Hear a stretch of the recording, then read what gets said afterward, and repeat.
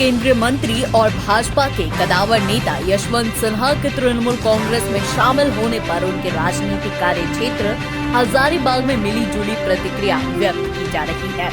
कोई उन्हें अवसरवादी कह रहा है तो कोई यह कह रहा कि उनके जैसे कदावर नेता के टीएमसी में शामिल होने से टीएमसी को लाभ मिलेगा। वहीं भाजपा को बंगाल में नुकसान होगा। भारतीय कम्युनिस्ट पार्टी के राज्य सचिव सह पूर्व सांसद एवं यशवंत सिन्हा के धूर विरोधी रहे भुवनेश्वर प्रसाद मेहता ने कहा कि यशवंत सिन्हा के तृणमूल कांग्रेस में शामिल होने से टीएमसी को बंगाल चुनाव में फायदा मिल सकता है।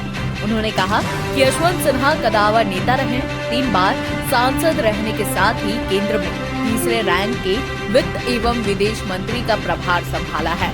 ऐसे में उनके तृणमूल में शामिल होने से भाजपा को बंगाल चुनाव में नुकसान हो सकता है। इधर वरिष्ठ पत्रकार टीपी सिंह ने कहा कि राजनीति में सभी अवसरवादी होते हैं और यशवंत सिन्हा इससे अलग नहीं है। उन्होंने कहा कि उन्हें भी मान सम्मान की चाह है। ऐसे में तृणमूल कांग्रेस में शामिल होकर अपने मान सम्मान को गले लगाने का काम किया है। उन्होंने कहा कि यशवंत सिन्हा के तृणमूल कांग्रेस में शामिल होने से पार्टी को लाभ मिलेगा। यह भी कहा कि पार्टी को श्री सिन्हा के चेहरे से कितना लाभ हो पाएगा या पार्टी कितना लाभ उठा पाएगी, यह ममता बनर्जी या तृणमूल कांग्रेस के नेताओं पर निर्भर करता है। कांग्रेस के मनोज गुप्ता ने भी कहा कि यशवंत सिन्हा अवसर की तलाश में थे और तृणमूल कांग्रेस ने उन्हें अवसर प्राप्त किया। उन्होंने यह भी कहा कि केंद्र सरकार और प्रधानमंत्री नरेंद्र मोदी के खिलाफ यशवंत सिन्हा लगातार मुखर रहे हैं। ऐसे में टीएमसी में शामिल होकर भाजपा की नीतियों, केंद्र सरकार की नीतियों की आलोचना करेंगे। कहा कि हम लड़ेंगे चुनाव और यशवंत बाबू शत्रुघ्न सिन्हा, वो नागमणि जो स्वर्गीय जगदेव बाबू का पुत्र है, वो सब मिल करके कई बैठकें किया, लेकिन टाइट फेस हो गया, चुना नहीं। जहाँ तक तृणमूल कांग्रेस में और अगली बार चुनाव के पहले बहुत बोलते थे जसवंत सिन्हा, जो लोग चुनाव के पहले, लेकिन चुनाव में चुपचाप बैठ करके अपने बेटा के भीतर काम करते रहे यहाँ बैठ के।